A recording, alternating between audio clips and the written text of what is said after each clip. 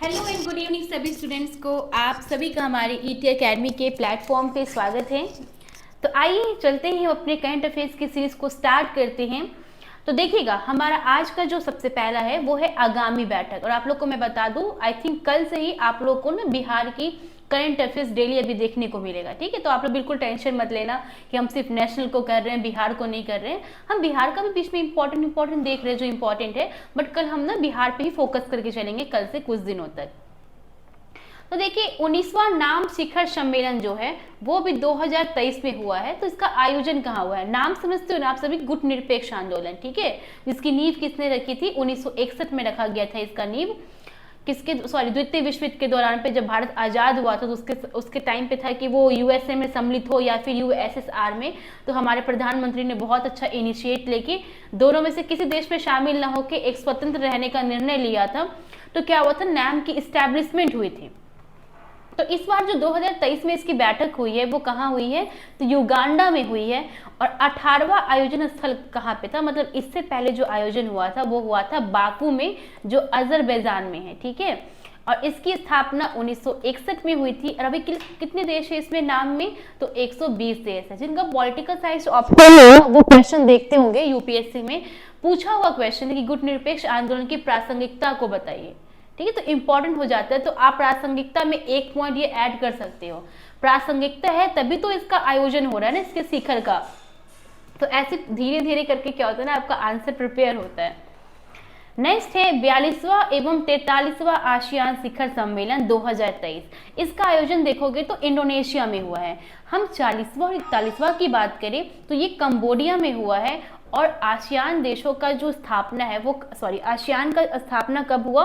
तो 1967 में। और इसमें कुल कितने देश हैं? तो 10 देश हैं।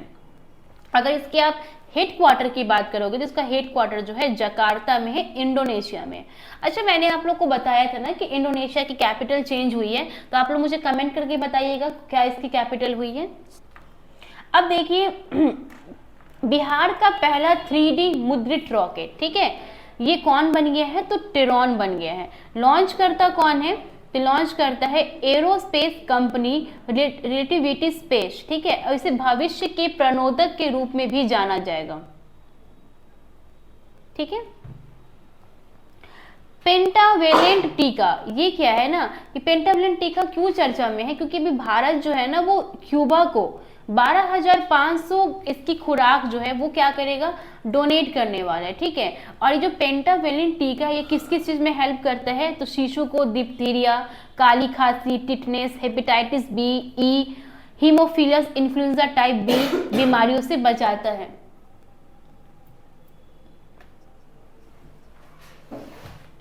और आपको पता है हेपेटाइटिस को ना समाप्त करने के लिए बिहार सरकार ने कब का लक्ष्य रखा है?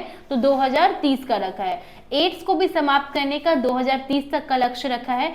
और टीबी को समाप्त करने का लक्ष्य 2025 तक रखा है। हालांकि टीबी के लिए एक बहुत अच्छा उन्होंने वो भी स्कीम भी लेके आया है, फिश ऑन व्हील्स। इसमें क्या करते हैं ना कि जो टीबी के पेशेंट है उनको मछली चावल जो है खाने को मिलता है।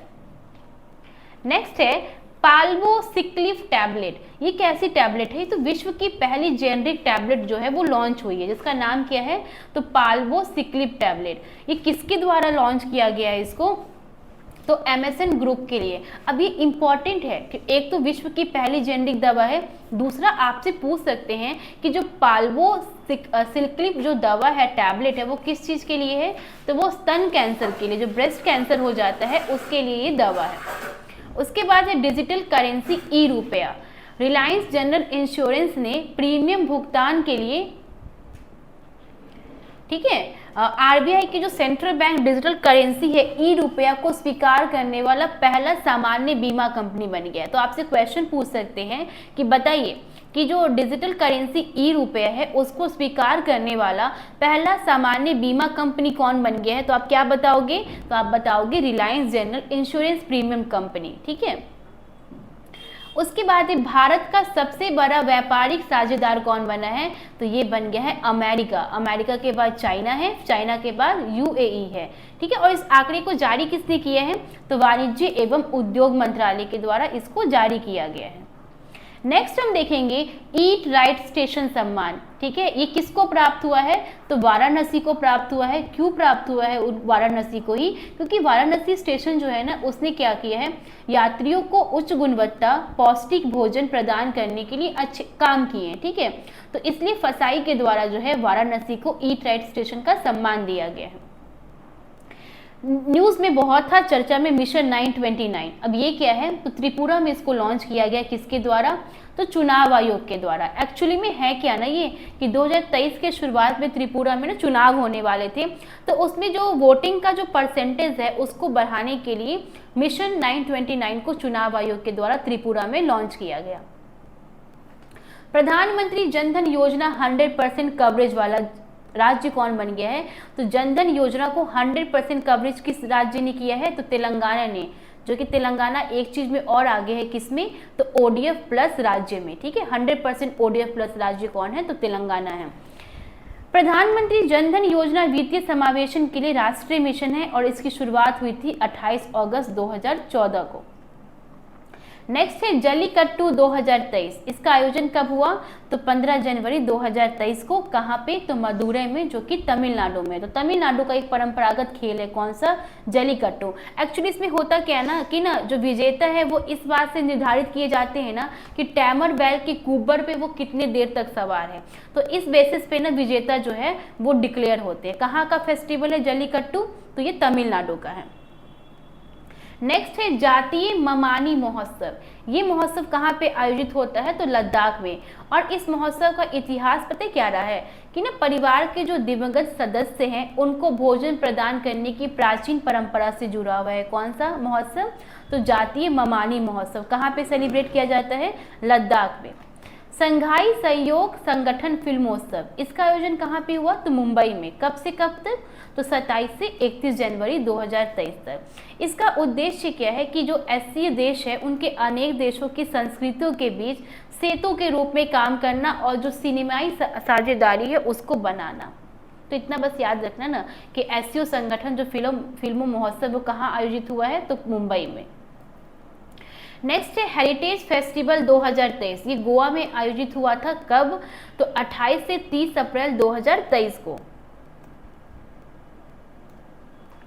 उद्देश्य क्या है? तो राज्य के सांस्कृतिक पर्यटन को बढ़ावा देना और राज्य की परंपराएं संस्कृति का कला प्रदर्शन करना। ठीक है, तो ये कहाँ पे आयोजित हुआ था हेरिटेज फेस्टिवल? तो गोवा में। बिहान मेला, ठीक है, ये ओडिशा के कोंद जनजाति के द्वारा मनाया जाने वाला बीज उत्सव है। देखिए इसमें बहुत सारे क्वेश्चन एक साथ आ गए कि बिहान मेला जो है वो किस जनजाति के द्वारा मनाया जाता है? तो कोंद जनजाति के द्वारा। और कहाँ सेलिब्रेट किया जाता है? तो ओडिशा में। और कैसा ये सेलिब्रेशन है? तो बीज महोत्सव है। किसानों के द्वारा जब खरीफ फसल की कटाई होती है ना तो उसके साथ ही इस त्योहार की शुरुआत हो जाती है। अब यूविन पोर्टल, आप लोगों ने कोरोना के टाइम पे कोविन पोर्टल का नाम सुना था, जो वैक्सीनेशन के रजिस्ट्रेशन करवाना था। बट यूविन पोर्टल क्या है ना कि गर्भवती महिलाओं के पंजीकरण के लिए और टीकाकरण के लिए इस ऐप को लॉन्च किया गया है। ठीक है, इस पोर्टल को लाया गया है।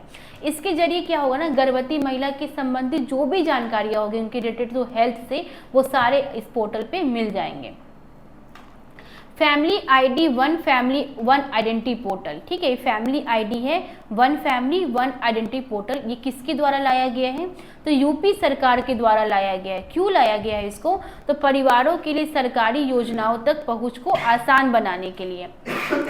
एक्चुअली ये क्या है ना कि उन परिवारों को 12 अंकों की विशिष्ट फैमिली आईडी प्रदान की जाएगी ना जिनके पास राशन कार्ड नहीं है। देखते ना बहुत दिक्कतें हो जाती है। ठीक है, तो यूपी गवर्नमेंट ने एक नया इनिशिएट लिया है one family one identity portal का।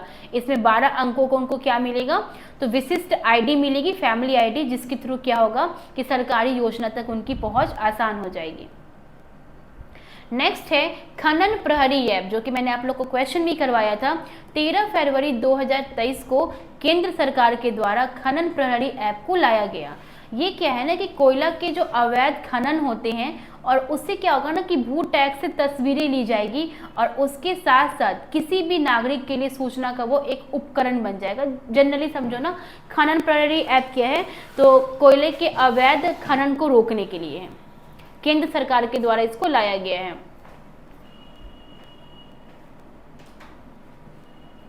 रेना बरनावी, ठीक है। जून 2023 में अंतर्राष्ट्रीय स्टेशन पर जाने वाली रेना बरनावी जो है वो सऊदी अरब की पहली महिला अंतरिक्ष यात्री बन गई है। तो आपसे देखिए, सऊदी अरब आप जानते हो खाड़ी देश है, और आपको पता है ना महिलाओं के बारे में कि कैसी स्थिति है। उस स्थिति में किसी महिलाओं का अंतरिक्ष स्टेशन तक पहुंच जाना ये अपने आप में बहुत बड़ी अचीवमेंट है।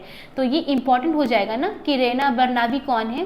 तो ये यूएई की महिला है जो अंतरिक्ष स्टेशन पे पहुंचने वाली पहली सऊदी अरब की महिला बन गई है। नेक्स्ट है अवनी चतुर्वेदी। ये भारत की पहली महिला फाइटर पायलट अवनी चतुर्वेदी है, जिन्होंने अब जापान के हयाकुरी एयरबेस में आयोजित पहले वीर गार्जियन युद्धाभ्यास में भाग लिए। तो हयाकुरी एयरबेस छोड़ दो, उसको मत ध्यान देना। आप बस इतना याद रखना कि वीर गार्जियन जो युद्धाभ्यास होता है भारत और जापान के बीच, तो ना इस युद्धाभ्यास में भारत की तरफ से पहली महिला फाइटर पायलट जो है अवनी चतुर्वेदी, उसने भाग लिया। और एक और इम्पॉर्टेंट फैक्ट इससे याद रखना है कि विदेश की धरती पर सुखोई लड़ाकू विमान उड़ाने वाली पहली महिला बन गई है। कौन? तो अवनी चतुर्वेदी। अब statue at the rate Sachin Tendulkar. Sachin Tendulkar के 25वें जन्मदिन के अवसर पे, कब होता है जन्मदिन सचिन तेंदुलकर का? तो 24 अप्रैल को। तो इस बार ना वो 50 साल के हो गए, तो इस पे ही उनको एक गिफ्ट दिया गया। क्या? तो मुंबई के वानखेड़े स्टेडियम में उनका स्टैचू लगाया गया। तो सचिन तेंदुलकर का स्टैचू कहाँ पे लगाया गया है? तो मुंबई के वानखेड़े स्टेडियम में लगाया गया है। कामी रीता शेरपा, गजब की पर्सनालिटी, ठीक है। देख मतलब इनके बारे में जब पढ़ा तो बहुत मतलब एक अलग सा इंस्पिरेशन ही मिलता है। 28वीं बार इन्होंने फतेह किया है विश्व की सबसे ऊंची चोटी माउंट एवरेस्ट पर, ठीक है। और 28वीं बार जो है 24 मई 2023 को चाहिए, रिसेंट का न्यूज़ है, ठीक है। और मतलब 28 बार ये फतह कर चुकी है माउंट एवरेस्ट पे, और ये नेपाल की है। कौन? कामी रीता शेरपा। ये फर्स्ट टाइम कब चढ़ी थी माउंट एवरेस्ट पे? तो 13 मई 1994 को जो है शेरपा पहली बार एवरेस्ट पे चढ़ी थी, ठीक है। तो हम इतना ही आज के लिए। अब आप लोग से मुझे क्वेश्चन है कि आप लोग बताएं, मुझे क्या बताओगे? आप लोग मुझे बताओगे कि छोटे राज्यों में ODF प्लस राज्य कौन बना है, ठीक है। मतलब ODF प्लस राज्य कौन बना है छोटे राज्यों में, ठीक है।